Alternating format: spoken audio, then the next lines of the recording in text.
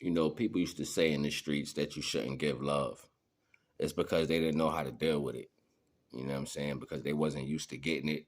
It got in the way because it was a function that they didn't know how to deal with. People were used to dealing with aggressiveness. They was used to dealing with violence. They was used to dealing with hatred and people turning away from them.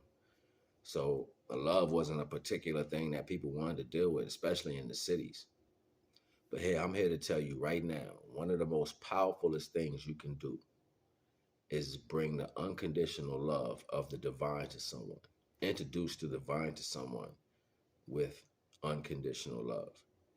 No matter what the circumstance is, no matter what the person's going through, no matter what pain, how dirty, how nasty, how volatile, how crazy, how insane, if you're in that circumstance and you have the know how at the moment, and for some reason you feel strong enough to be the enlightener of whatever individual or circumstance you're dealing with, the most powerful thing you can do is bring the unconditional love of the divine to that person.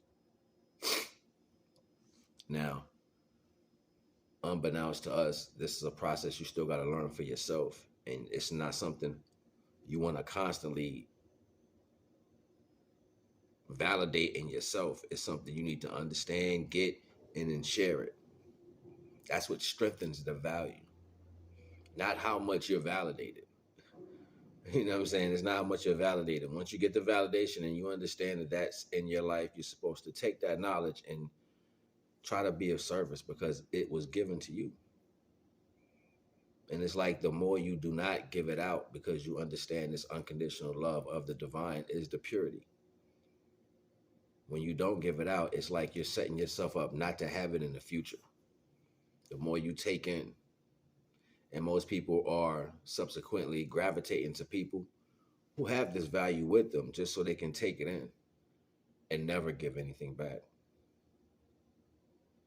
Theft is happening on all types of levels, and they're watching and paying attention and studying so they can manipulate a value just so they can steal more of this grace that they just do not believe they're going to be able to obtain for themselves. There's sacrifice that always has to take place, and you have to sacrifice your will. That means when you think you're just going to get away and do stuff, you have to sacrifice your flesh. When you think you just got to satisfy that, you have to sacrifice the mentality at the point.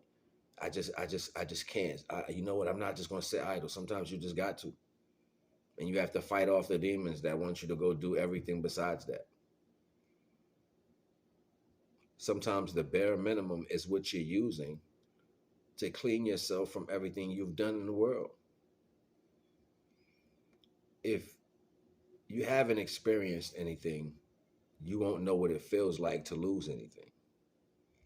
And if you're constantly fighting for something that you're eventually going to find out you don't need, then the best thing for you is to get used to not having anything. That doesn't mean you're not going to have anything. That just means you wean yourself off of the value of wanting shit. Pardon my language. I get excited. But for the most part, we have to be mindful of these connections to our own physical awareness and how we want things. Bringing knowledge is just what I always done. Didn't matter what setting I was in. Anybody who knows me, I've been called, man, ain't nobody want to hear that, Sharif. You know what I'm saying? Because I'll be the one out there like, yo, look. You know, sometimes I've heard homeboys like, yo, we going to get in trouble. That's what we going to do tonight. You coming? I was like, what? Who says we going to get in trouble? You know what I'm saying? Like, I just had people that was like that. You know what I'm saying? You met people like that, and they didn't want to hear no reason. You know what I'm saying? I had a homeboy up north. He just wanted to fight. That's just who he was. He didn't care. He's like, who? I want to fight him. And I never forget, I had a homeboy named Ty. I used to call him, he was beat up your biggest bully. You know what I'm saying? Like, 'cause he was a boxer. Any nigga on the block who thought they was the biggest and the strongest was gonna run anybody off. Ty would come beat up the bully. If there was battle rapping or whatever, it was funny. You know what I'm saying? Like, it was my dude. Little values you get to see through life as you're growing up, it always defeats the purpose of negativity. Even when I watch cartoons, you know what I'm saying? You see, the good gonna win. You get to a point where you see how manipulation plays roles in people's lives, and you like, yo, this can't be just TV. Am I crazy? And you start seeing that it's signs and symbols and synchronicity. Things is teaching you a long ways through your life. And you're picking up these things, but subsequently in your existence, it's you that are picking them up. You seeing all this stuff. Whether or not you're mindful of what you're seeing or you downloading and taking it in. You might just look and say, man, that was not. And then find yourself in a circumstance 2 hours later. Something was trying to reach out to you. Was you mindful? Was you still enough to hear it? I remember an old head told me a long time ago, when we was in the streets, he was like, yo, when you ain't got time for them flowers on the side of the road, they got time for you somewhere else. I was like, yo, what? You know what I'm saying? Mind you, I'm like 18, 19, you know what I'm saying? I'm like, what you mean? Like, you know what I'm saying? It threw me, but it took me though. The double entendre was ill. You know what I mean? And I would find myself out in the streets thinking I need to go chase this or chase that. And I would catch a daydream while I'm out in the street and I just wander off. Niggas be doing what they do. I wander off. I go walking. I be like, yo, dude, where, yo? You be over here and over there. Yeah, I'm smelling the flowers. I prayed because I know what we was doing wasn't right when we was young. But at the end of the day, for the most part, you wasn't gonna get nowhere unless you got somewhere. And it was harder. You know what I'm saying? Like you gonna be dry, like real dry, and ain't nobody was giving no love. Ain't no chick was checking for you. Ain't no parents giving you no love, and then no job was gonna stand up. You know what I'm saying? It was like, yo, you better get it how you live and quit complaining. It is what it is. You know what I mean? And the smartest ones stayed out of trouble. And that was few and far between. You know what I mean? So for the most part, you gotta gravitate to something.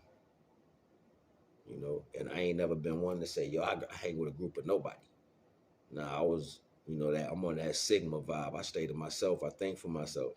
I can't be ran by no crowd. You know what I'm saying? And I ain't no follower. So, you know what I mean? I got loyalty for the people that I do deal with. You know what I'm saying? My loyalty be strong.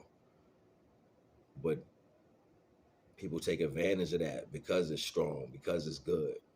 I ain't never false on nobody that I was loyal to. I can't say that for them though. And at the end of the day, it all comes back to the divine. Subsequently hugging myself and embracing myself, saying that we got through all this together. Me and the divine. No friends, no family. No matter what problem came, what confusion, what manipulation was laid in my life, I got through it with me and the divine. You are stronger if you can lift someone with you while learning the divine, with divine unconditional love. If you can bring someone with you, if you can have the partnership and you can rise with that person, that makes you and that person that much stronger because you learned yourself enough to love you unconditionally and you have enough to teach divine to someone else. And then that grows to the fact that you can give that to a family and teach those children that same value. And they couple that into their creation and it goes through lineages. And then you don't just service people, you service the future with divine unconditional love. NAGA.